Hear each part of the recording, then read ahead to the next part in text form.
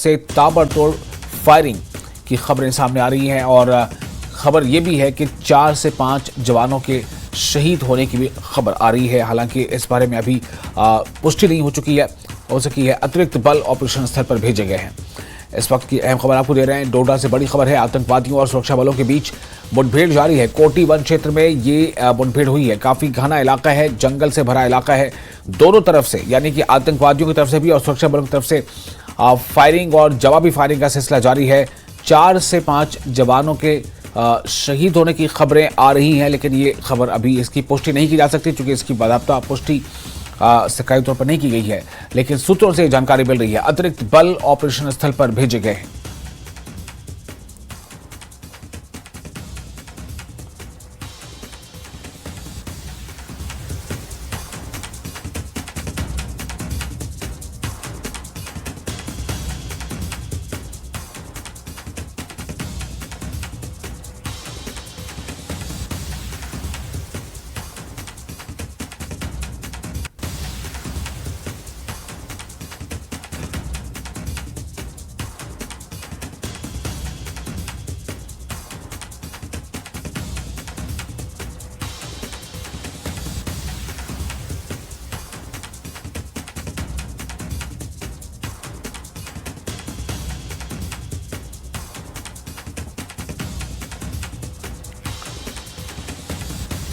डोडा से इस वक्त की बड़ी खबर है। कल देर रात ही इस बारे में लगातार अपडेट्स आ रहे थे और कल रात में करीब 9 बजे के आसपास जो है वो मुठभेड़, पहली जो कांटेक्ट है, पहला जो एक्सचेंज ऑफ फायर है वो हुआ था और तब से लेकर आज से लगातार उस इलाके की घेराबंदी की जा चुकी है। आज सुबह से भी वहां पर अतिरिक्त फोर्सेस को भेजा गया है। डोडा से बड़ी खबर है। आतंकवादियों और सुरक्षा बलों के बीच मुठभेड़, कोटी वन क्षेत्र में ये मुठभेड़ हुई है और दोनों तरफ से ताबड़तोड़ फायरिंग की खबरें आ रही हैं। 4 से 5 जवानों के शहीद होने की भी खबर है। सूत्रों से ये जानकारी अभी हमें मिल रही है और ये भी खबर आ रही है कि अतिरिक्त बल जो है वहां उस स्थल पर भेजे गए हैं।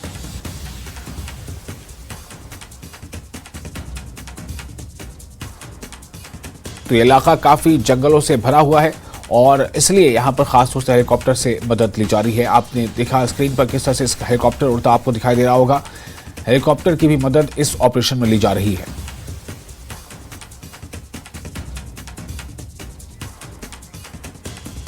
और राजन वैद हमारे साथ मौजूद है इस वक्त, जो खुद उस साइट के आसपास ही हैं। राजन, क्या खबरें आ रही हैं? ताजा हालात क्या हैं? क्या फिर से एक्सचेंज ऑफ फायर हुआ है?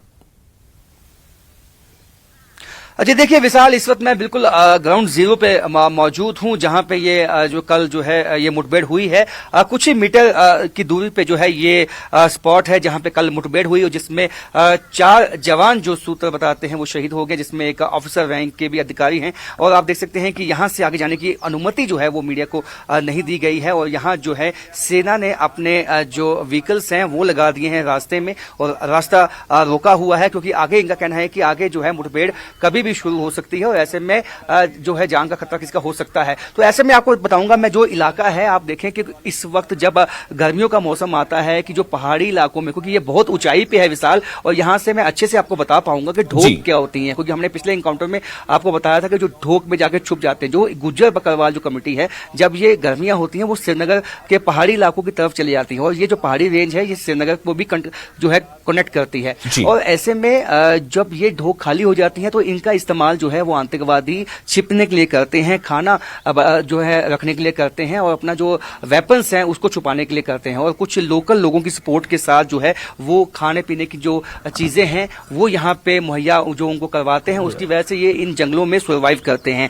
क्योंकि कल जिस तरह से ये घटना घटी है और इसमें हमें ये निकल के आई है सूचना की, तब जो है सिक्योरिटी फोर्सेस को ये पुख्ता इंफॉर्मेशन थी कि 2 से 3 आतंकवादी जो है इस इलाके में छुपे हुए हैं। उसके बाद पेट्रोलिंग जो है वो सेना की तरफ से की जा रही थी, लेकिन आतंकवादी वहीं घात लगा के बैठे हुए थे और जब उन्होंने देखा कि सिक्योरिटी फोर्सेस पहाड़ी पे अभी पहुंच रहे हैं और उनके बिल्कुल पास पहुंचने वाले हैं, तो उन्होंने जो है गोलियां चलाई उन पे, जिसमें जो ये हमारे जो 4 जवान जिसमें एक ऑफिसर रैंक के अधिकारी हैं वो शहीद हो गए। आप देख सकते हैं कि हेलीकॉप्टर, मैंने पहले भी आपको बताया था, सुबह से ही हेलीकॉप्टर कई यहाँ पे राउंड लगा चुका है। जैसे मैंने कहा कि जो इस इलाके को का चप्पा चप्पा जो है हेलीकॉप्टर से, से, ड्रोन से, बिल्कुल। जिस तरह से पॉसिबल हो पाए सेना जी। को उसी तरीके से जो है इस इलाके को खंगालने में लगे हुए हैं, क्योंकि सेना चाहती है एक मुंह तोड़ जवाब जो है वो इन आतंकवादियों को दिया जाए। बिल्कुल। क्योंकि ये आतंकवादी राजन, मैं आपको छिप थोड़ा जाते रोकना हैं, चाहूंगा। घात इस वक्त लगा हमारे साथ डॉक्टर एसपी वैद जुड़ चुके हैं, एक्स डीजीपी जम्मू कश्मीर। उनके कुछ बात कर लेते हैं। डॉक्टर एसपी वैद, आपका बहुत स्वागत है न्यूज़ 18 जेके एलएच में। डॉक्टर एसपी वैद, ये लगातार ये जो जम्मू संभाग में ये जो इनकाउंटर्स लगातार हो रही हैं एक के बाद एक अलग अलग जगहों पर, अभी जो ताजा ये डोडा का मामला है इस पर भी जो है काफी चिंता है, क्या कहेंगे आप इस पर? जी, ऐसा है कि ये जो टेररिस्ट ग्रुप अंदर जम्मू रीजन में, चाहे आईबी सेक्टर हो, एलओसी हो, यहाँ से घुसे हैं, ये इसी पर्पस से आए हैं कि मैक्सिमम कैजुअलिटीज आर्मी की और सिक्योरिटी फोर्सेस की जाए, ताकि एक डिमोरलाइजिंग इफेक्ट हो। और आपने देखा, इसमें बड़ा खास ध्यान रखने की जरूरत है कि कई बार ये ट्रैप लगाते हैं, इंफॉर्मेशन भेजते हैं और घात लगा के, एम्बुश लगा के उस टोली पर, जो पुलिस पार्टी, आर्मी की पार्टी जो इस तरफ आती है, उस पर घात लगाते हैं। जिस तरह से आपने देखा रजौरी पुंछ में 2-3 जगह हुआ, जिस तरह से अनंतनाग के कोकरनाग इलाके में हुआ।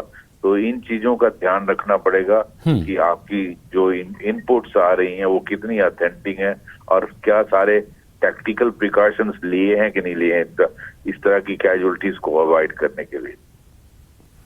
जी, और ये तो हो गई वो जो आप कह रहे हैं कि उनकी ये मंशा है शायद कि डिमोरलाइज किया जाए जवानों को, लेकिन दूसरा भी इसका कोई पहलू होगा कि आखिर उनकी जो भी मंशा हो, लेकिन वो उसमें क्या आपको लग रहा है कि वो अपने मंशा में अपने वो कामयाब हो रहे हैं?